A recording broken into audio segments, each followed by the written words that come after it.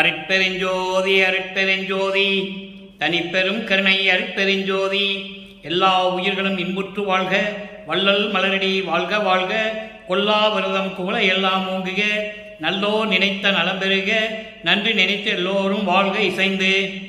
உலக மக்களே, அறிவார்ந்த நண்பர்களே, ஆண்மநேய ஒருமைப்பாடுடைய அன்பர்களே, வல்லப்பமான கல்லிய திருவற்பாவில் 3ஆம் திருமுறையில் பதிகம் 13 ஆற்றா காதலின் இரங்கல் என்ற பதிகத்தில் இருக்கின்ற பாடலுடைய விளக்கங்களை பார்த்து கொண்டிருக்கிறோம். ஆற்றா காதலின் இரங்கல் மொத்தம் 11 பாடல்களை கொண்டது. இதுவரையிலும் 5 பாடலுடைய விளக்கத்தை நாம் பார்த்திருக்கிறோம். இன்று 6வது பாடலுடைய விளக்கத்தை பார்க்கப் போகிறோம். ஒவ்வொரு பாடலிலும் நமது பிள்ளை பெருமானவர்கள் திருவொற்றியூருக்கே சென்று தியாகராஜ பெருமானை எப்படியெல்லாம் உருவகப்படுத்துகிறார் என்பதையும், அவர் சமயங்களிலும் மதங்களிலும் மார்க்கங்களிலும் இருந்தபோது என்று சொல்வதை விட அருட்பெருஞ்சோதி ஆண்டவர் தன் மகனை சமயங்களிலும் மதங்களிலும் மார்க்கங்களிலும் இருக்க செய்து திருவிளையாடல் புரிந்து கொண்டிருக்கிறார். திருவிளையாடல் புரிந்து கொண்டிருக்கும் போது வல்லப்பமானவர்கள் திருவொற்றியூரிலே தியாகராஜனை எப்படியெல்லாம் உருவகப்படுத்துகிறார் என்பதையும், இறைவனை பார்த்து இன்னும் ஆறுதலாக பேச முடியவில்லையே என்பதையும், தன்னை காதலியாகவும் இறைவனை காதலனாகவும் உருவகப்படுத்தி தன்னை தலைவியாகவும் இறைவனை தலைவனாகவும் வர்ணனை செய்து தன்னுடைய மனக்குமுறலை மனத்துயரத்தை, இறைவன் இன்னும் வந்து காட்சி கொடுத்து நமக்கு அருளை கொடுக்கவில்லையே என்ற ஏக்கத்தில் இருந்து கொண்டிருக்கிறார் என்பதை தோழியிடம் சொல்லுவது போல, உள்ளத்திடம் சொல்லுவது போல உலக மக்களுக்கு தெரிவித்துக் கொண்டிருக்கிறார் நமது இறைவன் வல்லற்பமானவர்கள். அதை தான் பார்த்து கொண்டிருக்கிறோம். இந்த பாடலுடைய விளக்கத்தை பார்ப்பதற்கு முன்னாலே ஒரு சிறிய முன்னுரை. இந்த பிரபஞ்சம் தோன்றிய காலத்திலிருந்தே 4 யுகங்களிலும், கிரேத யுகம், திரேத யுகம், துவாபர யுகம், கலியுகம், இந்த 4 யுகங்களிலுமே சமயங்களும் மதங்களும் மார்க்கங்களும் உருவாகி, அதை அந்தந்த பதத்தலைவர்கள் உருவாக்கி ஆலயங்களை அமைத்து வழிபாடு முறைகளை அமைத்து மக்களை வழிபட செய்து விட்டார்கள். சமயங்களும் மதங்களும் மார்க்கங்களுடைய ஆயுள் காலம் முடிகின்ற தருணத்தில் சமரச சுத்த சன்மார்க்கத்தை, மக்களுக்காக ஒரு மார்க்கத்தை உருவாக்க வேண்டும். சமயங்களும் மதங்களும் மார்க்கங்களும் இறைவனால் உருவாக்கப்பட்டது அல்ல. பதத்தலைவர்கள், சைவ சமயத்துடைய தலைவர்கள், அந்தந்த மார்க்கங்களுடைய தலைவர்கள் உருவாக்கியது. அப்போ இறைவன் சமயங்களுக்கும் மதங்களுக்கும் மார்க்கங்களுக்கும் ஆயுள் காலம் முடியும் தருவாரத்தில், அந்த தருவாயில் மக்களுக்கு ஒரு தனி மார்க்கம் வேண்டும், மக்களுக்கென்று வழிபட ஒரு இறைவன் வேண்டும்.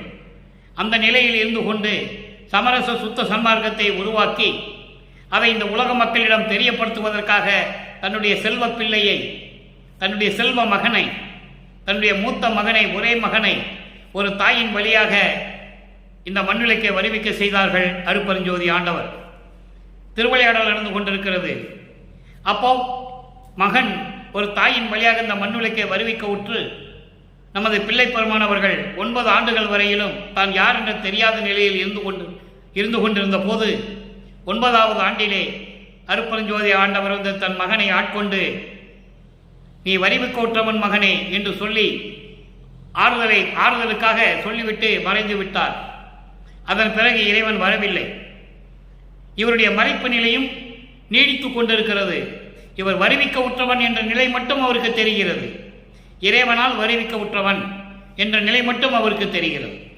அந்த நிலையில் சமயங்களும் மதங்களும் மார்க்கங்களும் அந்த சூழ்ந்திருந்த காலகட்டங்களில் திருவொற்றியூருக்கு சென்று தியாகராஜ பெருமானை பார்த்து அவருடைய அருளை பெற வேண்டும் என்பதற்காக அங்கே நின்று கொண்டிருக்கிறார். தெருவிலே திருவிழா வீதி வரும்போது நின்று கொண்ட போது தியாகராஜ பெருமான் திருவழியாக இவரை பார்த்தவுடனே, நமது பிள்ளை பெருமான் அவர்களை பார்த்தவுடனே தெரு வழியாக திரும்பி பார்க்காமல் ஓடுகிறார். இவரும் பின்னாலே ஓடுகிறார். ஓட்டத்தை பிடிக்க முடியவில்லை. அதன் பிறகு நாவையையும் கிளிகளையும் தூது அனுப்புகிறார். இறைவனுடைய அருளை பெற முடியவில்லை. எந்த விதமான பதிலும் வரவில்லை. இந்த நிலையில் இருந்து கொண்டு உலகிலேயே எப்படி ஒரு துன்பம் வரும்போது, ஒரு கஷ்டம் வரும்போது குறி கேட்க செல்லுவார்களோ, அதுபோன்று ஒரு புறத்தி பெண்ணிடம் குறி கேட்க செல்லுவது போல பாடல்களை நமக்கு அள்ளி இருந்தார்கள். அதையே நாம் பார்த்து விட்டோம். தன்னுடைய மனக்குமுறலை, மன துயரத்தை உலக மக்களுக்கு தெரிவிக்கிறார்.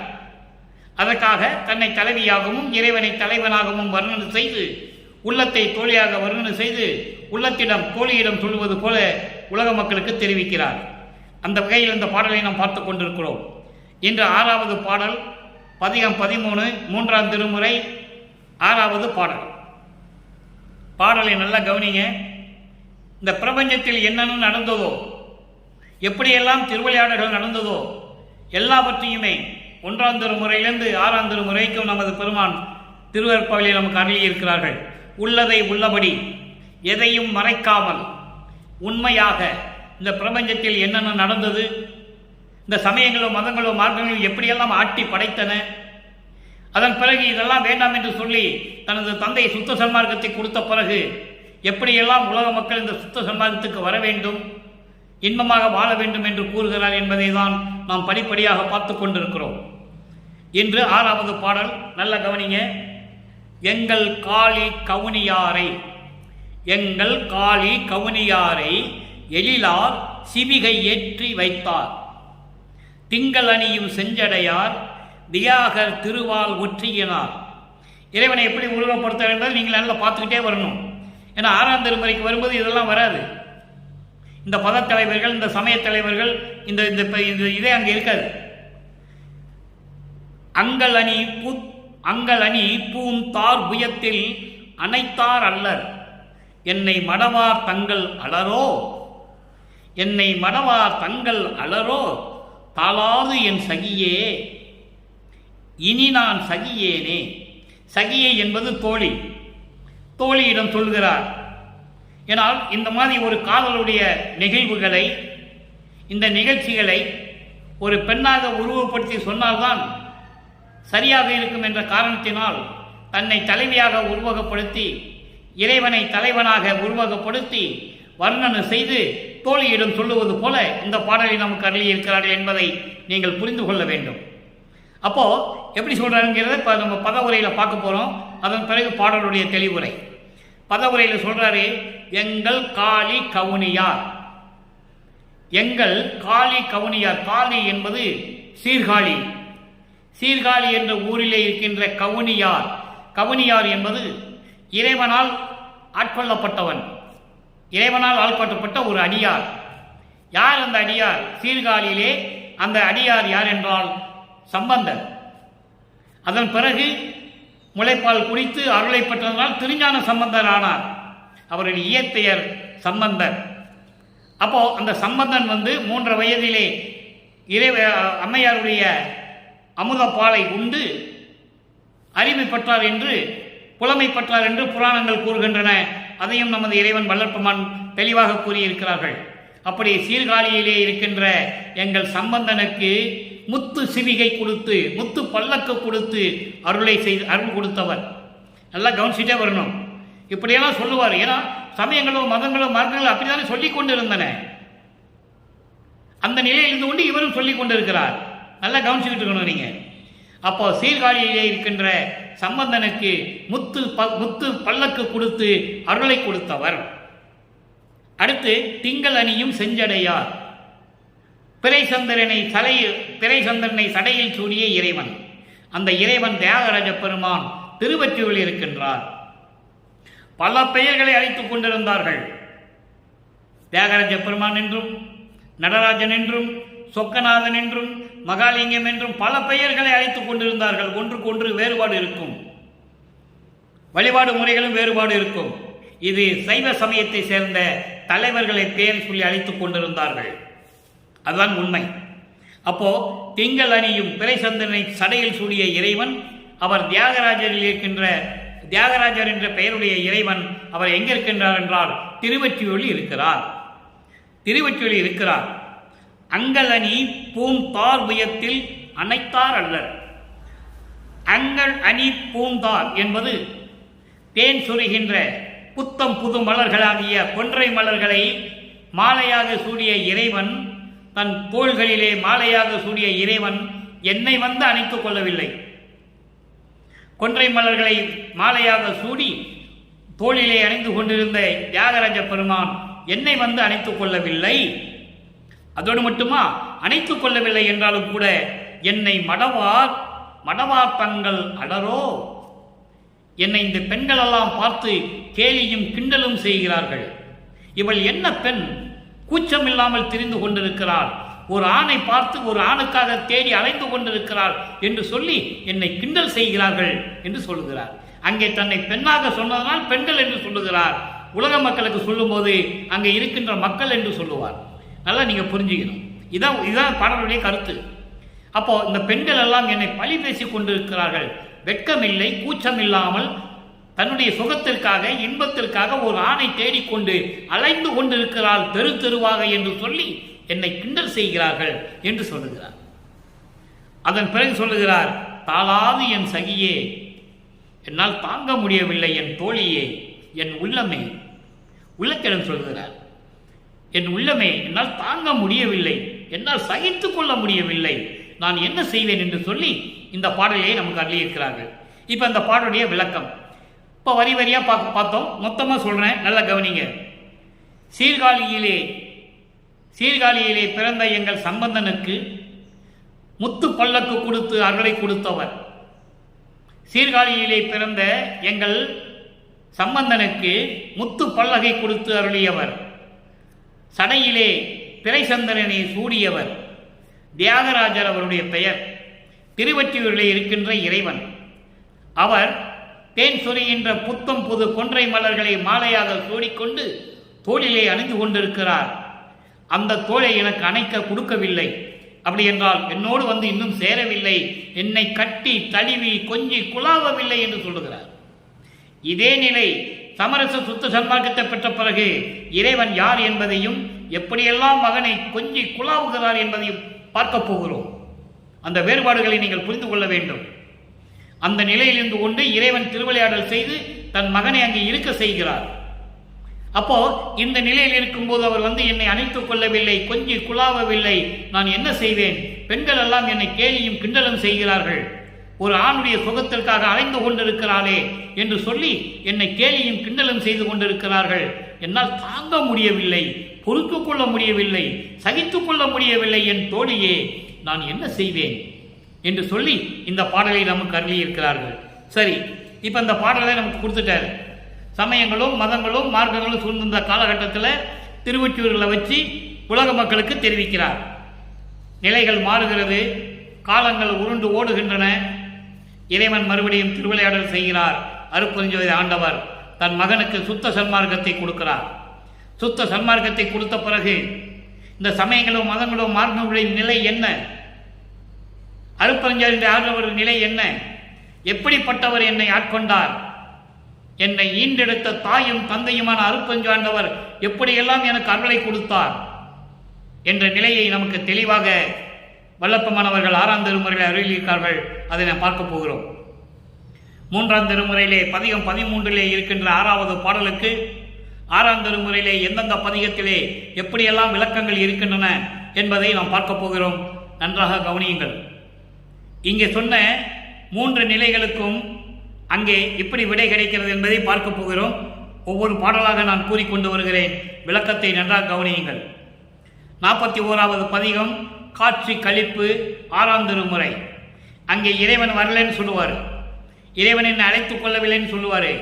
காரணம் என்ன? அப்போ இறைவன் திருவிளையாடல் செய்து கொண்டிருக்கிறார்.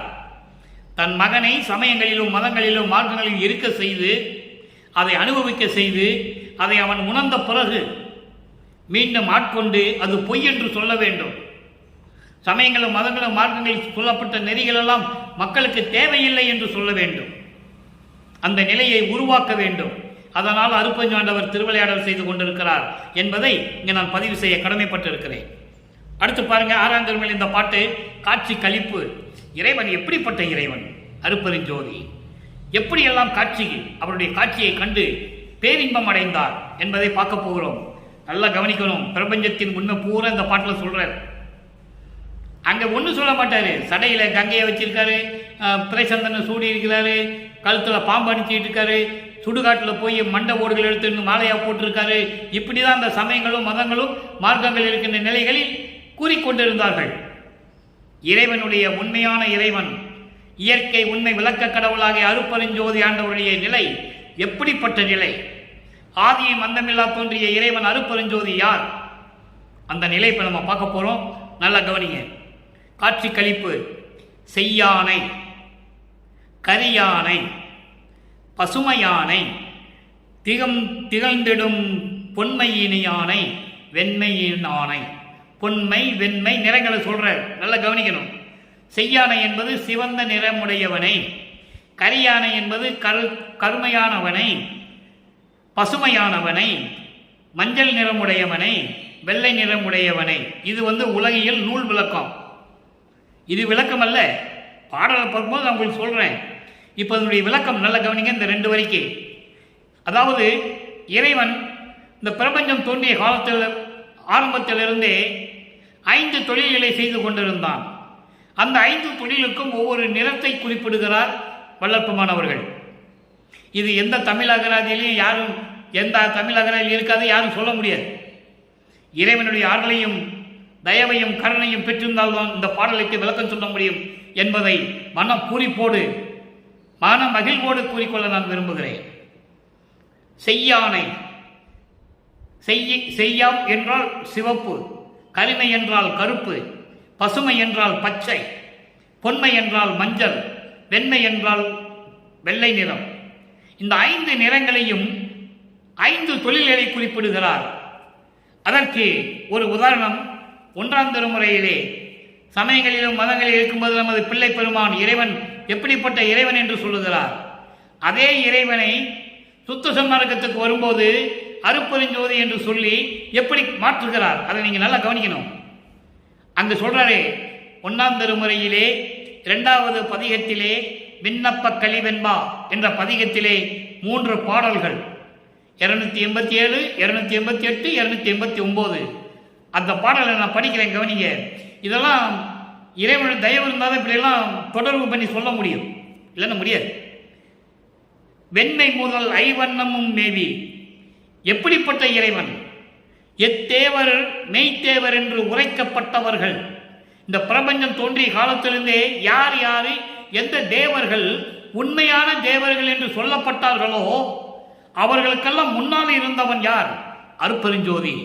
அதற்கு சொல்றாரு, அங்க அருப்பெருஞ்சோதின்னு சொல்ல மாட்டார். அப்போ அவருக்கு தெரியாது, நல்லா கவனிக்கணும் நீங்க. அப்பா அவருக்கு அருப்பெருஞ்சோதின்னு தெரியாது, ஆதி சிவன் என்று சொல்லுவார். அருப்பெருஞ்சோதி அவருக்கு எப்போ தெரியும்? சுத்த சன்மார்க்கத்தை பெற்ற பிறகுதான் கொடுக்கிறார் அருப்பெருஞ்சோதி. அப்ப அந்த ஆதிசிவன் எப்படி இருந்தான் என்றால், இந்த சமயங்களும் மதங்களும் மரங்கள் எப்படி சொல்லப்பட்ட காலத்தில் எப்படி இருந்தார் என்பதை இந்த பாடலிலே சொல்லுகிறார். எத்தேவர் மெய்த்தேவர் என்று உரைக்கப்பட்டவர்கள், அத்தேவருக்கெல்லாம் முன் ஆனோனே. அப்போ ஆதியம் அந்தமில்லா தோன்றிய இறைவன் அருப்பெருஞ்சோதி. அதை 6ஆம் திருமுறைக்கு வரும்போது நம்ம அந்த விளக்கம் பார்க்க போறோம். இந்த பாடலை மட்டும் கவனிங்க. அப்போ அங்க சொல்றாரு, வெண்மை முதல் ஐவண்ணமும் மேவி, வெண்மை முதல் ஐவண்ணமும் மேவி 5 தேவர்களாய் திண்மை பெறும் 5 செய்வோனே. அப்ப 5 யாரும் செய்யல. அதன் பிறகு அருப்பெருஞ்சாண்டவர் உருவாக்குறாரு. யார? பிரம்மன், திருமால், ருத்திரன், மகேஸ்வரன், சதாசிவம், அந்த 5 பேரை உருவாக்கி இந்த 5 தொழிலையும் தன்னிழந்த தொழிலை அவங்களுக்கு கொடுக்கிறாரு. அப்புறம் அவங்க கிட்ட இருந்த 5 தொழிலையை புடுங்கி தன் மகனுக்கு கொடுக்கிறாரு. நல்லா கவனிச்சுட்டே வரணும் நீங்க. இந்த விளக்கெல்லாம் யாரும் சொன்னதில்லை. 200 வருஷமா சும்மா பேசுனாங்க, அவ்வளவுதான் பொதுப்படையா. அதுக்கு முன்னால் 5 தொழிலை செஞ்சது யாரு? ஆதிசிவன். ஆதிசிவன் செய்யும் போது இவங்கெல்லாம் கிடையாது, பிரம்மன் திருமால்லாம் கிடையாது. அதன் பிறகு இவங்களை உருவாக்கி 5 தொழிலை அவங்ககிட்ட கொடுக்கிறாரு அருப்பெருஞ்சோதி.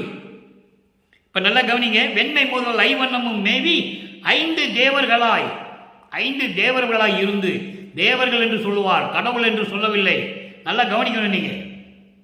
தேவர்களாய் திண்மை வேறும் 5 செய்வோனே. 5 தேவர்களுடைய உருவத்தில் இருந்து கொண்டு, 5 தேவர்களாக இருந்து கொண்டு 5 தொழிலையும் செய்து கொண்டிருந்த இறைவனே. அப்ப அங்கே படைக்கும் தொழில், காக்கும் தொழில், அழிக்கும் தொழில், மறைத்தல், அருளல், இந்த 5 தொழில்களையும் நிறம் போட்டு சொல்ற. வெண்மை முதல், வெண்மை என்றால் படைத்தல், வெண்மை என்றால் படைத்தல். நல்லா கவனிக்கணும். செய்யும், அதாவது சிவப்பு என்றால் அருளல், கருமை என்றால் அழித்தல், பசுமை என்றால் காத்தல், பொன்மை என்றால் மறைத்தல், மறைக்கும் தொழில். இப்போ இப்படி 5 தொழில்களையும் 5 நிறங்களாக சொல்லுவார். அதன் பிறகு மண் முதலாம் 5 ஆகி, நிலம் நீர் நெருப்பு காற்று ஆகாயம் என்ற 5 பூதங்களாகி இரு சுடராகி அக்கினியாகவும் சூரியனமாகவும் ஆகி ஆன்மாவாய் நாதமாய் விந்துவாய். அங்கே சக்தியும் சிவமும் சொல்லுவார். அருள் சக்தியும் சிவமும், விந்து சிவம், நாதம் அருள் சக்தி. இப்படி அருள் சக்தியின் சொல்லும் எங்கும் விரிந்தோனே. இந்த பாடலை 1ஆம் திருமுறையிலே கலிவெண்பாவிலே இருக்கின்ற பாடலை 6ஆம் திருமுறையிலே நமக்கு அருளி இருக்கிறார்கள். செய்யானை என்பது அருள் கொடுக்கின்ற இறைவனை, கரியானை என்பது ஒடுக்கும் தொழிலை செய்து கொண்டிருக்கின்ற இறைவனை, பசுமையானை காக்கின்ற இறைவனை, திகழ்ந்திடும் பொன்மையானை மறைத்தல் திரைகளை விளக்குவதற்காக அந்த மறைக்கும் திரைகளை கொண்ட இறைவன், அந்த மறைக்கும் தொழிலை செய்யக்கூடிய இறைவன். அடுத்து வெண்மையானை என்றால் படைக்கும் தொழிலை செய்யக்கூடிய இறைவன். இந்த 5 தொழில்களையும் 5 நிறங்களாக நமக்கு அருளி இருக்கிறார்கள். அதோடு மட்டுமல்ல, இந்த 5 தொழில்களையும் சொல்லிவிட்டு இந்த 5 தொழில்களும் எப்படி 5 திரைகளாக இருக்கின்றன அதையும் சொல்லணும்ல. செய்யானை சிவப்பு திரை என்பது இறைவனுடைய இயற்கை நிலையை மறைக்கக்கூடிய திரை, அதை தான் விளக்கி காட்டுவது. அடுத்து கரியானை என்பது அருள்வெளியை மறைக்கக்கூடிய ஒரு திரை, கருமை திரை. அடுத்து பாருங்க பசுமை திரை என்பது சிவவெளியை மறைக்கக்கூடிய ஒரு திரை. அந்த திரைகளை நீக்குவதுதான் திரைகளை விளக்கி காட்டுவது, திரைகளை விளக்கி நீக்கி காட்டுவது. அடுத்து பாருங்க பொன்மை என்பால் மறைக்கும் தொழிலை செய்யக்கூடிய இறைவன். அந்த இறைவன் திரைகளை எப்படி மறைத்துக் கொண்டிருக்கிறார்? பரசிவ நிலையை மறைத்துக் கொண்டிருக்கிறார், பரம்பொருளை. அதன் பொன்மை பரம்பொருளை மறைப்பதுதான் அந்த திரை, மஞ்சள் திரை. அதன் பிறகு வெள்ளைத்திரை என்பது கடவுள் நிலையை மறைக்கக்கூடிய ஒரு திரை. அந்த 7 திரைகளிலே இந்த 5 திரைக்கு விளக்கம் சொல்றது, நல்லா புரிஞ்சுக்கணும் நீங்க. அப்போ இந்த 7 திரைகளையும் நீக்குகின்ற இறைவன், இந்த 5 தொழில்களையும் செய்து கொண்டிருக்கின்ற இறைவன், ஒவ்வொன்றுக்கும் ஒரு நிறம் சொல்ற. அதுதான் சொல்றாரு, செய்யானை கரியானை பசுமையானை திகழ்ந்திடும் பொன்மையினானை வெண்மையினானை. இந்த 2 வரிக்கு இவ்வளவு விளக்கம் இருக்கிறது. அடுத்து பாருங்க மெய்யானை பொய்யானை. மெய்யானை என்பது உருவமாக இருக்கின்ற இறைவன், பொய்யானை என்பது அருவமாகவும் இருப்பான், உருவமாகவும் அருவமாகவும் இருக்கின்ற இறைவன். அதுதான் மெய்யானை பொய்யானை என்று சொல்லுகிறார். அடுத்து மெய் பொய் இல்லா வெளியானை, இந்த உருவமும் அருவமும் இல்லாத வெட்ட வெளியாக இருக்கின்ற இறைவன், அதான் வெளியானை. அந்த வெட்ட வெளியை தான் 6 மாத குழந்தையாக நமது பிள்ளை பெருமான்கள் இருந்தபோது வருவிக்க உற்று 6 மாதங்கள் குழந்தை அந்த பருவத்தில் இருக்கும்போது சிதம்பரத்திலே பார்த்தது இந்த வெளியே தான். மெய்யும் பொய்யும் இல்லா வெளி, மெய்யும் பொய்யும் வெளி இல்லா என்பது உருவமும் அருவமும் இல்லாத வெட்ட வெளி. அதான் சிதம்பர ரகசியம். இந்த ரகசியத்தை காட்டினது யாரு? அருட்பெருஞ்சோதி தன் மகனுக்காக தன்னால் வருவிக்க உற்று 6 மாத காலத்தில், அதாவது 6 மாத குழந்தையாக இருந்த போது தில்லையிலே காட்டியது.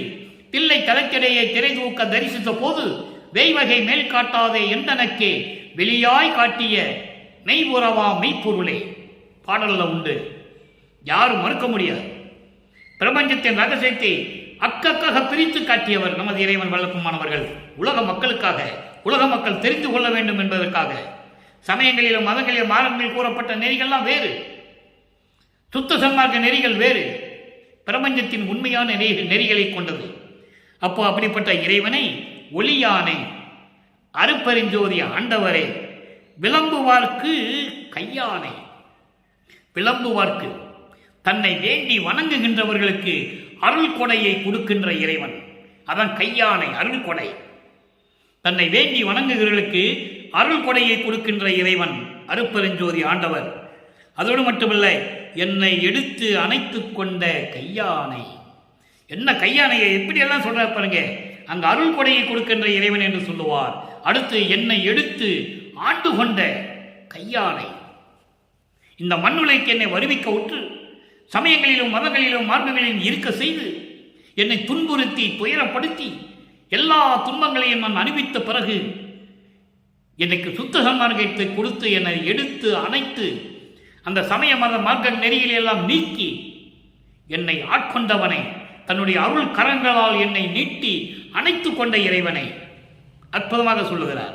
அப்படிப்பட்ட இறைவனை என்னை என்றும் கையாதானை, என்னை என்றும் கையாதானை அப்படின்னு என்ன அர்த்தம்? எப்பொழுதும் என்னை விட்டு விலகாதவனை, என்னை விட்டு விலகாதவனை, என்னை விட்டு விலக்கி விடாதவனை. அதான் சொல்லுவார், அகவல்ல சொல்லுவார், எம்மையனும் என்னை விட்டு இறையும் பிரியாது அம்மையும் அப்பனுமா மறுப்பெருஞ்சோதி. எந்த காலத்திலும் எந்த உலகத்திலும் எந்த நேரத்திலும் என்னை விட்டு இறை அளவு கூட சிறிதளவு கூட என்னை பிரியாமல் தன் கரங்களால் காத்து கொண்டிருக்கின்ற இறைவன், எனக்கு தாயாகவும் தந்தையாகவும் இருந்து கொண்டிருக்கின்ற இறைவன் அருட்பெருஞ்சோதி என்று சொல்லுகிறார். அதை தான் சொல்லுகிறார் இங்கே, எடுத்து என்னை ஆட்கொண்ட கையானை, என்னை என்றும் கையாதானை, என்னை விட்டு விலகாதவனை. அப்படி எய்யானை, எய்யானை என்பது வெட்டி விலகாதவனை, எவ்வுலகமும் ஏத்த என்னை ஈன்றானை. நல்லா கவனிக்கணும், எவ்வுலகமும் என்னை போற்றி வணங்கும்படி என்னை ஈன்றவனை, எம்மானை கண்டு கழித்திருக்கின்றேனே, நீயே என் தந்தை அருளுடையாய், என்னை நேர்ந்து பெற்ற தாயே என்று சொல்லுவார். ஆன்ற சன்மார்க்கம் அணிபெற என்னைத்தான் ஈன்று அமுதளித்த இனிய நற்றாயே என்று சொல்லுவார். இப்ப என்ன அர்த்தம்? புரிஞ்சுக்கணும், உணரணும், மனசுல உணரணும். வல்லப்பமான் யார் என்றது உணரணும். இறைவனால் வருவிக்க விட்டது மட்டுமல்ல, அவரை வருவிக்க செய்தது யார், ஈன்ற தந்தை யார், தாய் யார் என்பதை நீங்கள் புரிந்து கொள்ள வேண்டும். அடுத்த நிலை, இப்போ இறைவனை பார்த்துட்டாரு என்ற நிலையை உலக மக்களுக்கு சொல்லியாச்சு. எப்படிப்பட்ட இறைவன் சொல்லியாச்சு, எப்படி தன்னை ஆட்கொண்டாருன்னு சொல்லியாச்சு. எப்படி 5 தொழில்களை முன்னால் படிச்சுக்கிட்டு இருந்தாங்க, இப்போ எப்படி படைச்சிக்கிட்டு இருக்காரு, எப்படி திரைகளை விளக்குறாருன்னு சொல்லியாச்சு. இப்போ படிப்படியாக மாறணும், அடைக்கலம் போகணும். முதல்ல இறைவன்கிட்ட சரணடையணும், அதுக்கப்புறம் உடல் பொருள் ஆவியை கொடுக்கணும். ஏன்னா கடவுள் ஆகணும்ல, கடவுள் ஆகணும். கடவுள் ஆகணும்னா எல்லாமே தன்னை அர்ப்பணிக்கணும். அந்த நிலை வந்து கொண்டு இருக்கிறது. இப்போ பாருங்க, அடைக்கலம் புகுதல். அடைக்கலம் புகுதல் என்பது சரணடைதல். சரணடைஞ்சா ஆகணும். தனக்கென்று எந்த தனி சுதந்திரம் இருக்கக்கூடாது, அது சுயநலத்துக்கு போயிடும். இறைவன் ஆகணும். அப்போ சரணடைகிறார். நல்லா பாருங்க, நீண்ட மறைகள் ஆகமங்கள் நெடுநாள் முயன்று வருந்தி நின்று வேண்ட அவைகளுக்கு ஒரு சிறிதும் விளங்க காட்டாது என் மொழியை பூண்ட அடியை என் தலைமையில் பொருந்த பொருத்தி எந்தனை ஆண்ட கருணை பெருங்கடலே அடியேன் உன்றன் அடைக்கலமே. அதாவது இந்த பிரபஞ்சம் தோன்றிய காலத்திலிருந்தே வேதங்கள், ரிக்வேதம், யசுர்வேதம், சாமவேத வேதம், அதர்வண வேதம் என்ற 4 வேதங்களும் ஆகம நூல்கள் 28 இவைகளெல்லாம் இறைவனை பார்ப்பதற்காக தேடி தேடி அலைந்து நெடுநாள் முயன்று பல யுகங்கள் முயன்று தேடி கண்டுபிடிக்க முடியாமல் வருந்தி நின்று புலம்பி கண்களிலே நீர் வழிந்து கதறி அழுகின்றன. தெளிவாக சொல்லுவார் வளர்ப்பமார் பாடல்களிலே. கற்பங்கள் பல கோடி செல்ல தீய கனலினிடையே ஊசி மேல் காலை ஊன்றி நிற்பவருக்கு ஒழித்து மறைக்கு ஒழித்து நீன் யோக முனிவருக்கு ஒழித்து பொற்புறமை உணவின்றி உறக்கமின்றி புலந்து எலும்பு புலப்பட ஐம்புரை ஓம்பி நிற்பவருக்கு ஒழித்து எப்படியெல்லாம் சொல்லுவார் தெரியுமா? மகாதேவ மலையில் வரும் அது. அப்படி வேதங்கள் எல்லாம் இறைவனை பார்க்க முடியாமல் கண்ணீர் விட்டு கதறி அழுது புலம்பி நின்று அழுது கொண்டிருக்கின்றன. அவைகளுக்கு ஒரு சிறிதளவு கூட விளங்கும்படி காட்டாது எனக்கு மட்டும் காட்டி, அவங்களுக்கெல்லாம் காட்டாது என் மொழியை பூண்ட அடியை, நான் சொல்லுகின்ற விண்ணப்பங்களையும் முறையீடுகளையும் பாடல்களையெல்லாம் கேட்டு ஏற்றுக்கொண்டு என் தலைமையில் பொருத்தி உனது திருவடியை என் தலைமையிலே உச்சி தலையிலே வைத்து எனக்கு அருளை கொடுத்து என்னை ஆண்ட கருணை பெரும் கடலே, என்னை ஆட்கொண்ட கருணை கடலே, இந்த அடியேன் உன்றன் அடைக்கலமே. அடைக்கலம் கொடுத்துட்டாரா? அடைக்கலம் கொடுத்தாச்சு. இப்போ உடல் பொருள் ஆவியை கொடுக்கணும். சமயங்களும் மதங்களும் மார்க்கங்களை விட்டு வந்தாச்சு. திருநூறு பூசுவதை நிப்பாட்டியாச்சு. உத்தராட்ச கட்டையை தூக்கி எரிஞ்சாச்சு. பூணில் தூக்கி எரிஞ்சாச்சு. எல்லாமே முடிச்சாச்சு. கடுக்கான அவரே கொண்டு வந்து கழட்டிட்டாரு. ஒரு அங்கே அவருக்கு பேர் வச்சு பின்னலூரில் ராமலிங்கேஸ்வரில் பேர் வச்சு மொட்டை அடித்து காது குத்திட்டானுங்க, கடுக்காம போட்டுட்டாங்க. அதை அவர் அங்கே கழட்ட முடியாதுட்டாரு அப்போவே. அதுக்கப்புறம் தான் அருப்பஞ்சாண்டவர் திருட வேடத்தில் போய் கலட்டினது. அந்த கடுக்கானையும் கழட்டியாச்சு. இப்போ சுத்த சன்மார்க்கத்துக்கு கம்ப்ளீட்டாக வந்தாச்சு. ஏன்னா சமயங்களும் மதங்களும் மாற்றி சொல்லப்பட்ட எந்த விதமான சங்கற்ப விகற்பங்கள் கிடையாது. சுத்த சன்மார்க்கத்துக்கு வந்தாச்சு. அப்போ இவர் உடல் பொருள் ஆதியெல்லாம் அடைக்கலம் அதாவது கொடுக்கணும், அவர்கிட்ட ஒப்படைச்சிடணும். சொல்றாரு பாருங்க, நல்லா கவனிச்சுட்டே வரணும். 66வது பதிகம் பற்றறுத்தல் 6வது பாடல். அங்கதான் ஒன்றும் இல்லையே 3ஆம் திருமுறையில். பொதுவாக சொல்லுவார், அவ்வளோதான். எனக்கு ஒன்றும் கிடைக்கல, என்ன ஒன்றும் கிடைக்கல, ஒன்றும் பண்ணல, அதெல்லாம் சொல்லுவார், புலம்புவார். அது 24 ஆண்டுகள் வரைக்கும் வருவிக்க விட்டு 24 ஆண்டுகள் வரைக்கும் அந்த நிலை நீடிச்சுக்கிட்டு இருக்காங்க. நல்லா புரிஞ்சுக்கணும் நீங்க. அதுக்கப்புறம் இப்போ என்ன நடக்குது? உடல் பொருள் ஆகிய தானம் கொடுக்கணும், அவர்கிட்ட கொடுக்கணும். வாய் மட்டில் சொல்லுகின்ற வார்த்தை அன்று இது, என் மனம் ஒத்து சொல்லிய வாய்மை முக்காலும். என் தந்தையே, அருப்பரஞ்சோதி ஆண்டவரே, நல்லா நான் சொல்றதை கேட்டுக்கிட்டே வரணும். நான் வாயிலும் வெறும் வார்த்தை மட்டும் அல்ல நான் சொல்றது, முக்காலத்துக்கும் சத்தியமான வார்த்தை. மனம் ஒத்து சொல்லுகிறேன், மனப்பூர்வமாக சொல்லுகிறேன். நல்லா கவனிங்க, அதான் அதுக்கு விளக்கம். வாய் மட்டில் சொல்லுகின்ற வார்த்தை அன்று இது. வேறு வாயால் சொல்ற வார்த்தை மட்டும் இல்லை, முக்காலத்திற்கும் சத்தியமான வார்த்தை. நான் சொல்லுவது மனப்பூர்வமாக சுய நினைவோடு நான் சொல்லிக் கொண்டிருக்கிறேன். என் தந்தையே, நன்றாக கேளுங்கள். தாய் மட்டிலன்றி என் தந்தையும் குருவும் சாமியும் ஆகிய தனி பெரும் தகையில் நீங்கள். ஒரு தாய் மட்டுமல்ல, தாய் என்பது தாய் உள்ளம் கொண்ட தாய் மூன்று மட்டுமல்ல, எனக்கு தந்தையாகவும் தாயாகவும் இருந்து கொண்டு, குருவாகவும் இருந்து கொண்டு, கடவுளாகவும் இருந்து கொண்டு, அதான் சாமின்னு சொல்றேன். கடவுளாகவும் இருந்து கொண்டிருக்கின்ற ஒப்பற்ற நிலையில் இருக்கின்ற இறைவனே, நான் சொல்லுவது முக்காலுக்கும் சத்தியம். ஆய்மட்டில் என் உடல் ஆதியை நுமக்கே அன்புடன் கொடுத்தனன் ஆண்டவரே. ஆய்மட்டில் என்பது என்னை பொறுத்தவரை மனப்பூர்வமாக சுய சிந்தனையோடு என் உடல், என்னுடைய உணர்வுகள், உள்ளம், பொருள், ஆவி, உயிர் அத்தனையும் உனக்கு அன்புடன் கொடுத்து விட்டேன். அருப்பெருஞ்சோதி ஆண்டவரை நான் கொடுத்து விட்டேன். அப்போதானே கொடுத்தாங்க. தனித்தனியாக உடம்பு இருக்க முடியாதுல்ல. இறைவன் போய் ரெண்டா கலக்கும்போது 2 உடம்பு இருக்கக்கூடாதுல்ல. அதனால ஒப்படைச்சிடுறேன். நீங்கள் ஏய்மட்டில் எப்படி ஏனும் செய்கிற்பீர். நீங்கள் எப்படி வேணா எடுத்துக்கங்க, நான் இதில் தலையிடவே மாட்டேன். எனக்கு எந்த விதமான சுதந்திரம் கிடையாது. நீங்கள் எப்படி வேணாலும் எது வேண்டாலும் செய்து கொள்ளலாம்.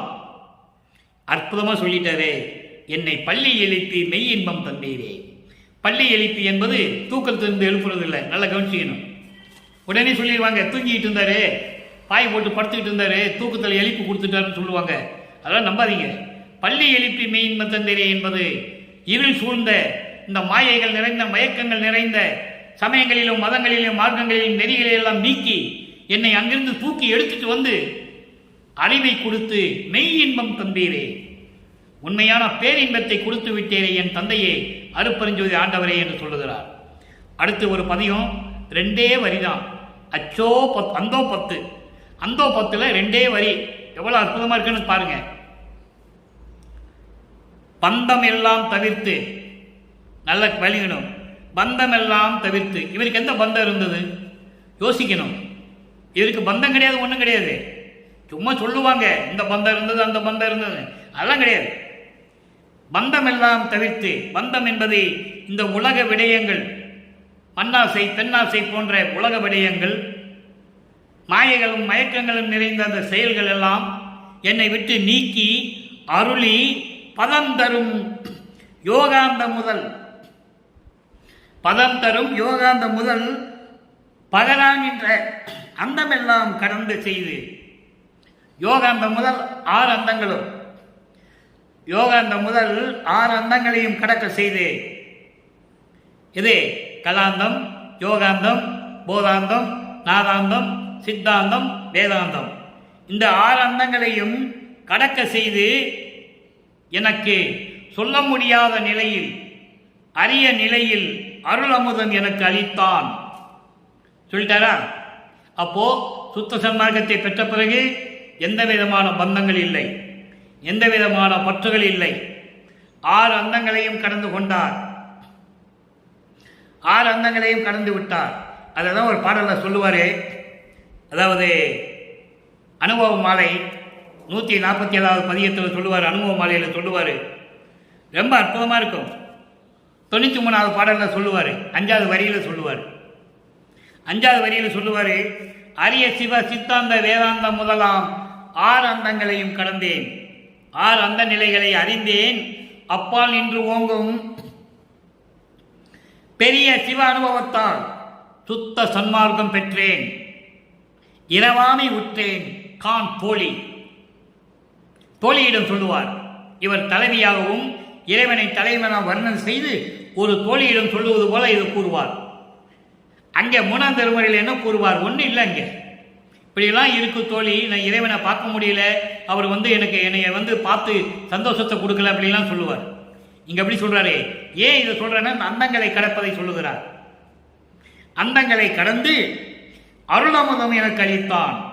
அந்தோ அந்தோ இறைவனுடைய அருளை வியப்பாக சொல்லுகிறார். எல்லாவற்றையும் நீக்கி எனக்கு அருளமுதம் கொடுத்தான் என்று சொல்லுகிறார். அடுத்து ஒரு பதிகம், சுத்த சிவ சன்மார்க்க நிலை. சன்மார்க்க நிலை 6வது பாடல். எப்படி சுத்த சன்மார்க்கம் வந்துச்சுன்னா எப்படி உலகம் இருக்கும்? அப்போ சொல்றார் பாருங்க, புல் ஒழுக்கம் எல்லாம் புனரிடை போய் ஒளிக. புல் ஒழுக்கம் எல்லாம் புனரிடை போய் ஒளிக.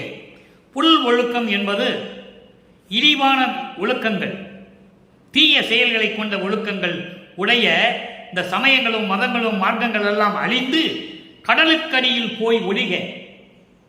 கடலுக்கடியில் போய் மாண்டு போக வேண்டும், அழிய வேண்டும், ஒளிக.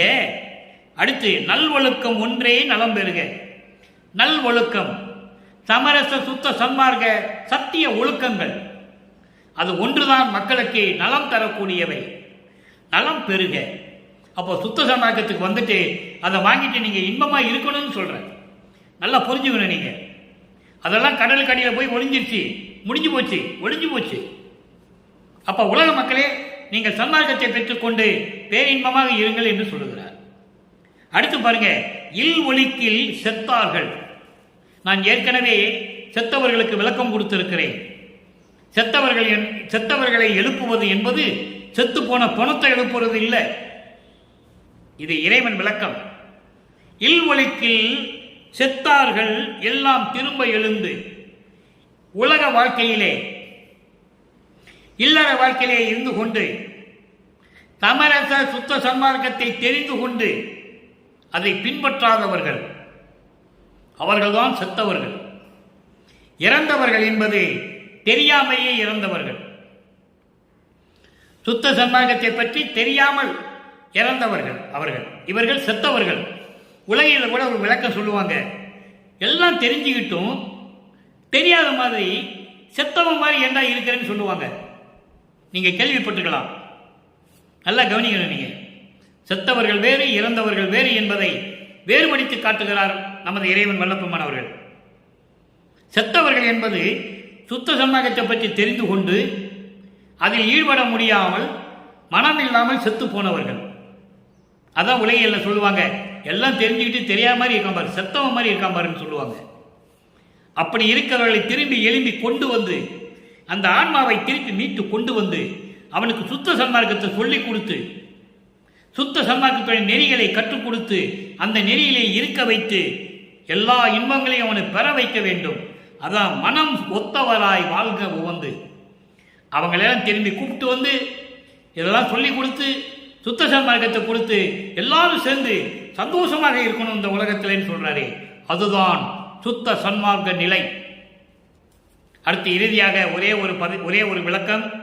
87வது பதிகம், கைமாறின்மை. தந்தையிடம் பெற்றதற்கு மகன் என்ன கைமாறு செய்ய போகிறேன் என்று தந்தையிடம் கேட்கிறார். தந்தை அருப்பஞ்சாண்டவர் என்ன சொல்லுகிறார்? நல்லா பார்க்க போறோம். பட்டி பகட்டின் ஊர் திரிந்து பணமே நிலமே பாவையரே. மண்ணாசை பெண்ணாசை பொன்னாசை சொல்ற. பட்டி பகட்டின் ஊர் தெரிந்து.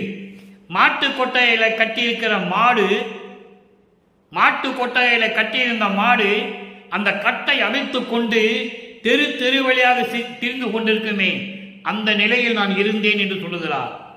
பட்டி பகட்டின் மாடு திரிந்து. மாட்டுத்தரையிலே கட்டுத்தரையிலே கட்டியிருந்த மாடு அவிழ்த்து கொண்டு எப்படி ஊர் ஊராக சுற்றி திரிந்ததோ, மண்ணாசை பெண்ணாசை பொன்னாசை கொண்டு தெற்றிற்கு அடுத்த பொய் ஒழுக்க செயலே, அதாவது தீய செயல்களை எல்லாம் செய்து கொண்டு, வஞ்சக செயல்களை எல்லாம் செய்து கொண்டு, பொய்யான ஒழுக்கங்களை கொண்ட இந்த சமயங்களையும் மதங்களையும் மார்க்கங்களையும் பின்பற்றி கொண்டு திரிந்திருந்தனே, அந்த திரிந்திருந்து ஒட்டி உலகில் குதித்து உலகியலிலே வாழ்க்கையிலே நான் இந்த நடையிலே இருந்து கொண்டிருந்த போது, உலக நடையிலே மக்கள் இருந்து கொண்டிருந்த நேரத்தில் நானும் அதிலே இருந்து கொண்டு சிறு விளையாட்டு நற்றியோடும் மனக்குரங்கை காட்டி கொடுத்தாய். அதாவது உலகியல் வாழ்க்கையில் ஒட்டி கொண்டு இந்த குரங்கு சிறு பிள்ளை மாதிரி விளையாட்டு செய்யும், மரத்துக்கு மரத்துக்கு தாவும், குண்டி கர்ணம் போடும், எப்படி வேணா செய்யும், குட்டி கர்ணம் போடும். அப்போ அந்த மாதிரி மனக்குரங்கை கட்டி கொடுத்தாய், மனக்குரங்கை அடக்கி எனக்கு அருளினாய் என்று சொல்லுகிறார். எப்படி கட்டுமாட்டு தரையில் இருக்கிற மாடு அவுத்து கொண்டு ஊர் ஊராக தெரு தெருவாக திரிகிறதோ அந்த நிலையை எனக்கு மாற்றினாய். அப்படிதானே திருவொற்றியூருக்கு போயிட்டு இருந்தாரு. திருவொற்றியூருக்கு போனது அதுக்குதானே, எப்படியாவது இறைவனை பார்க்க வேண்டும். அந்த சமயங்களிலும் மதங்களில் இருந்தபோது எவ்வளவு கஷ்டப்பட்டாரு நமது பிள்ளை பெருமான் அவர்கள் என்பதை இங்க சொல்றாரு. அப்படி மாடு மாதிரி தெரிஞ்சுக்கிட்டு இருந்தேன் நான். மண்ணாசை பெண்ணாசை கொண்டு உலகிலே வாழ்ந்தவர்களை பார்த்து கொண்டு திரிந்து கொண்டிருந்தேன். வஞ்சக செயல்களை கொண்ட இந்த மதங்களையும் மார்க்கங்களையும் சமயங்களையும் மார்ந்து பின்பற்றி கொண்டிருந்த காலகட்டங்களில் எல்லாவற்றையும் நீக்கி என்னை மீட்டு எடுத்துட்டு வந்து, கொடிப்பாட்டில் சொல்லுவார், வெறிக்கும் சமய புலியில் விளைந்தேன், தன்னை விழாத வகை மறித்து ஒரு பேரறிவு அளித்த வள்ளல் கொடி என்று சொல்லுவார். சமயங்களையும் மதங்களையும் மார்க்கங்களையும் கடுமையாக சாடி மக்களுக்கு இது தேவையில்லை என்று சொல்லுவார். இதெல்லாம் ஏற்கனவே இருந்தவர்கள் செய்து விட்டார்கள், துரோகம் செய்து விட்டார்கள் என்று சொல்லுவார். கொலை குற்றவாளிகள் என்று சொல்லுவார். பிரமனையும் திருமாலையும் யாராலையும் மறுக்க முடியாது, திருவுற்பாவிலே உண்டு. பிரபஞ்சத்தின் உண்மையை சொல்லும்போது அதையும் சேர்த்து சொல்லுகிறார். அப்படிப்பட்ட நிலையில் இருந்து என்னை மீட்டு கொண்டு வந்து என் மனதை அடக்கி எனக்கு அருளினாய், உனக்கு நான் என்ன கைமாறு செய்ய போகிறேன் என்று சொல்லுவார். அப்போ தந்தை சொல்லுகிறார், மகனே, ஒரு தந்தை மகனுக்கு என்ன செய்யணுமோ அதை நான் செஞ்சேன், நீயும் சரியாகவே இதை பின்பற்றினாய், உன்னை வைத்துக் கொண்டு நான் திருவிளையாடல் செய்தேன். பாட்டில் இருக்கு, ஆட்டினாய் என்று சொல்லுவார், இதுவும் உன் ஆட்டமோ என்று சொல்லுவார் ஒரு பாடலில். என்னை வைத்துக் கொண்டு நீ திருவிளையாடல் செய்தாய், இதுவும் திருவிளையாடலா என்று ஒரு பாடலிலே சொல்லுவார், ஒரு நிகழ்ச்சிக்காக சொல்லுவார். அப்போ இவர் சொல்றாரு, உன்னை வைத்துக் கொண்டு நான் திருவிளையாடல் செய்து கொண்டிருந்தேன் மகனே, ஆனால் நீ எவ்வளவு துன்பப்பட்டாலும் துயரப்பட்டாலும் உன்னுடைய கொள்கையிலிருந்து நீ மாறவே இல்லை, உன்னுடைய உறுதிப்பாடை நான் வெற்றுகிறேன் என்று சொல்லுவார் அருட்பெருஞ்சோதி ஆண்டவர்.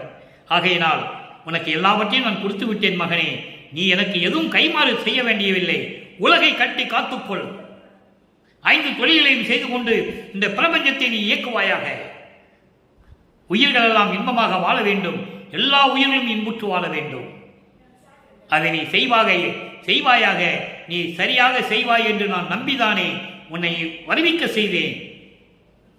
பிரம்மனும் திருமாலும் பார்த்த அந்த 5 தொழில்களையும் உன்னிடம் கொடுத்தது எதற்காக? நீ செவ்வனே செய்வாய் என்று கருதிதானே, அந்த உறுதிப்பாட்டோடு நீ செயல்படுவாயாக என்று சொல்லி தந்தை மகனுக்கு சொல்லுகிறார். எல்லா பாடலிலும் விளக்கம் இருக்கிறது.